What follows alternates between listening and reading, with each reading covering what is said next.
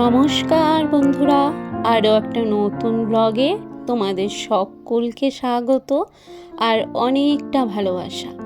আশা করি সকলে সুস্থ আছো, ভালো আছো, আমরাও সকলে ভালো আছি।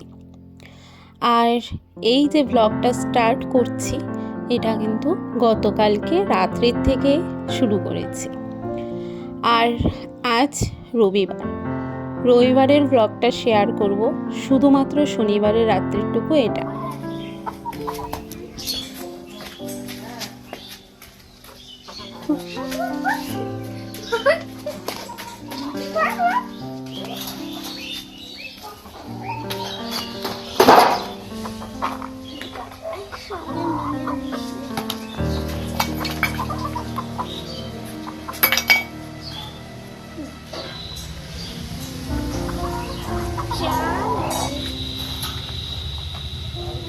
আটকা নাহলে উড়ে বার হয়ে যাবে।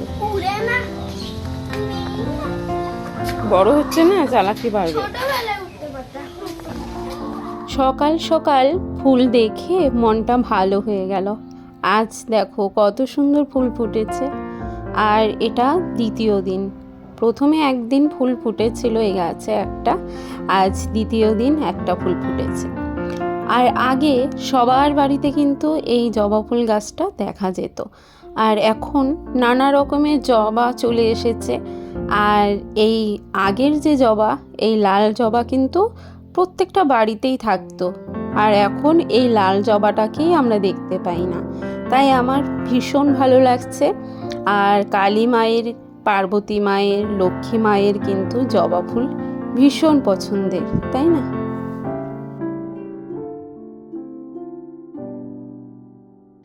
সকালে কিছুক্ষণ টাইমের জন্য আমার বাড়ির ভেতরে রোদ পড়ে, তারপর একদমই রোদ থাকে না। তাই এই রাস্তায়, এই জায়গাটায় রোদ থাকে বলে আমি একটা দড়ি লাগিয়ে নিয়েছি। এখন সকাল সকাল যা জামা কাপড় মেলে দেব সবটাই শুকিয়ে যাবে। তারপর মেলে দেওয়া হয়ে গেল। এখন গুড়িয়া বলছে, মা অনেক তো বসে বসে দোল খেলাম, এবার একটু শুয়ে শুয়ে দোল খাবো। আমি বলছি এই দোলনাটা না ছোট বাচ্চাদের, তোমার এটা হবে না। তাও বলছে দেও না একটু দোল খাই। তারপর উঠে পড়েছিল। আর গুড়িয়াকে তারপর ম্যাগি বানিয়ে দিয়েছিলাম, বায়না করছিল ম্যাগি খাবো।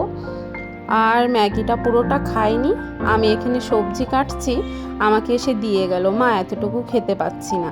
তাই আমি খেয়ে নিচ্ছি। আর রান্নাঘরে সমস্ত বাসি কাজ সারা হয়ে গেছে। এখানে দেখো দীপঙ্কর গেছে মাংস আনতে।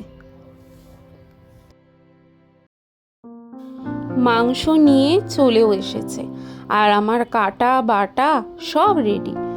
আর ভাগে ভাগে মাংস রেখেছি, কারণটা হচ্ছে আজকে আমরা ঝাল ঝাল কষা কষা মাংস খাবো।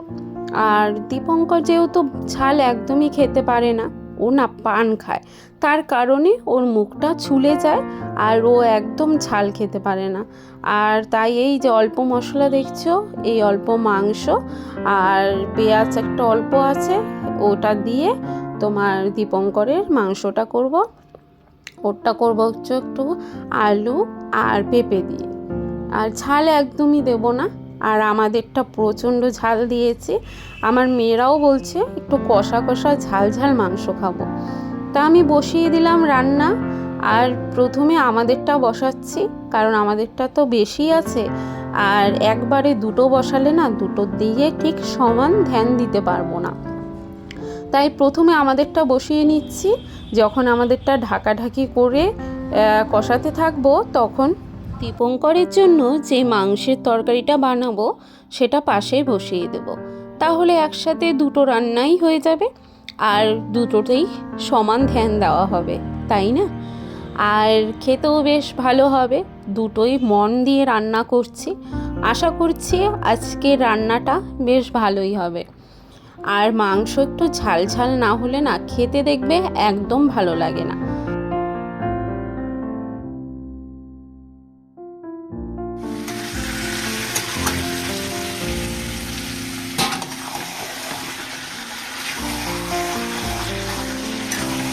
আমার কিন্তু পেঁয়াজটা খুব সুন্দর করে ভাজা হয়ে গেছিলো।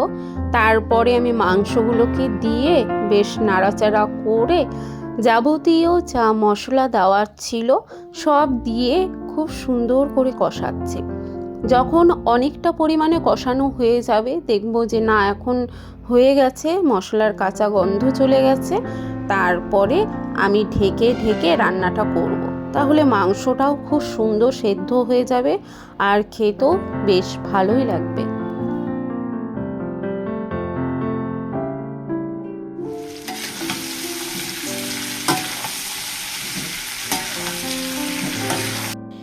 কড়াইটা দেখে আবার কেউ কিছু মনে করো না, এটা হচ্ছে লোহার কড়াই, তাই কালো হয় আর অনেক দিনের পুরানো কড়াই। আর এটা ঠাকুমা শাশুড়ির কড়াই, তো অনেক দিনের পুরনো। বাবা, রান্না কমপ্লিট? কি রান্না করলা? মাংস ভাত। দেখি, ও বাবা, কত সুন্দর মাংস ভাত রান্না করছে। উনান থেকে মশলা দিচ্ছ, দারুণ টেস্টি হবে মনে হচ্ছে ঝোলটা। আর কি রান্না করলা? ভাতটা এখনো রান্না করিনি। করো নাই? ড্রেসের অবস্থা কিন্তু নোংরা হয়ে গেল গো। সত্যি না? বাহ, খুব ভালো লাগতেছে তো। এখানে ধনিয়া পাতা আছে, তার পাশে তুমি রান্না করতেছো, দারুণ লাগতেছে না? আমারও এরকম ভালো লাগে জানো, খোলা আকাশের নিচে রান্না করতে। এই দেখো, এটার মধ্যে দেখো কত চারা বেরোইছে।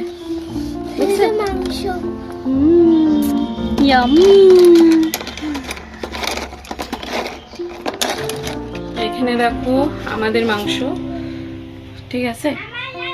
হ্যাঁ দেখাবো, দাঁড়াও।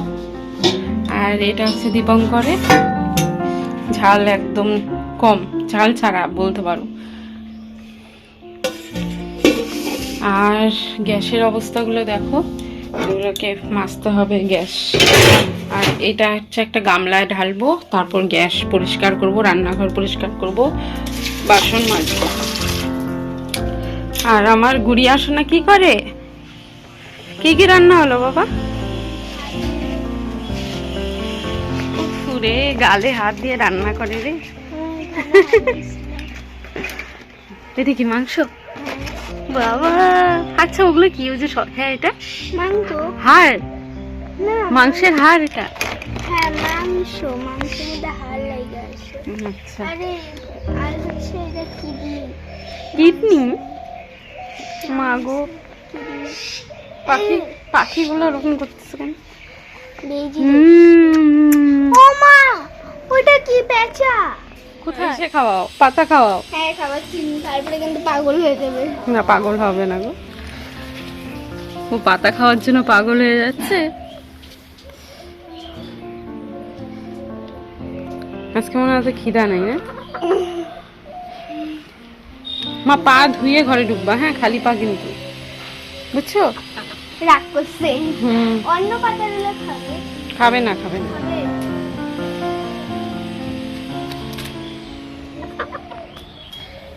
দেখো ওখানে একটা গোলাপের কড়ি আসছে।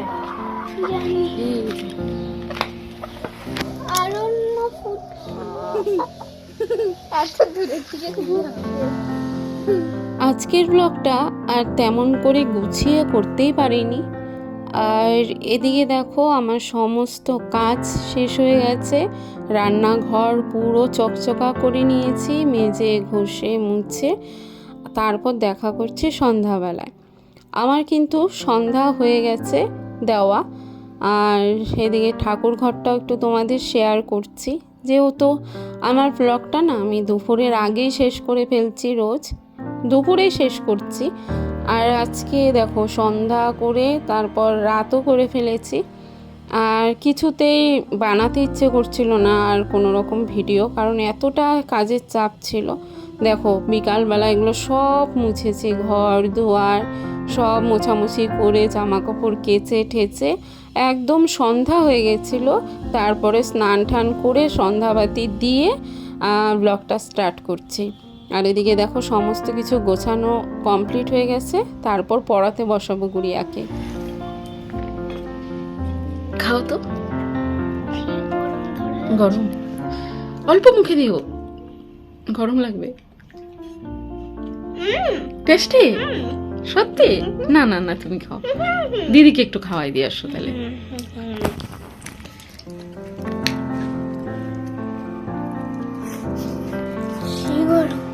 কেমন সেই না? দারুণ দারুণ।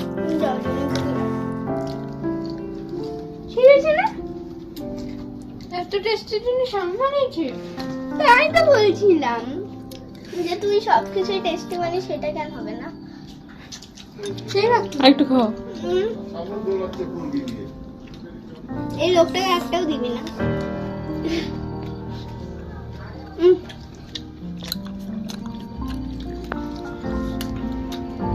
না, আরেকটা আছে, যে একটা নিয়ে নেবো।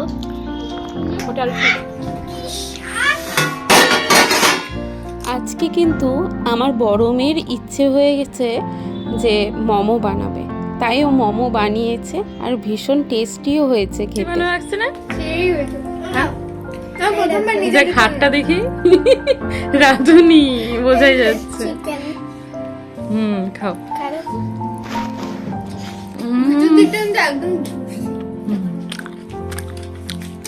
ভিতর দিক থেকে জল পড়তেছে, আরো টেস্টি জলটা। এটার মধ্যে যদি একটু মটনের ওই যে ইটা দেওয়া যেত, জুসি জুসি ব্যাপারটা থাকতো। তো বন্ধুরা, আজকের ব্লগটা কেমন লাগলো অবশ্যই কমেন্টে জানাবে। আর যারা নতুন দেখছো তারা অবশ্যই আমার চ্যানেলটাকে সাবস্ক্রাইব করে দিয়ে বেল আইকনটা অল করে দিয়ে আমার পাশে থাকবে। আর যখনই আমি ভিডিও ছাড়বো তোমরা তাহলে আমার নোটিফিকেশন পেয়ে আমার ভিডিওতে চলে আসো দেখার জন্য। আমিও তোমাদের ভিডিও সব দেখবো, একটা কমেন্ট করে দিও। তো চলো আজকের মতো টাটা, চলে আসবো নতুন একটা ব্লগ নিয়ে। দেখতে থেকো, আমার পাশে থেকো, তোমরাই তো আমার ভরসা বলো এগিয়ে যাওয়ার জন্য।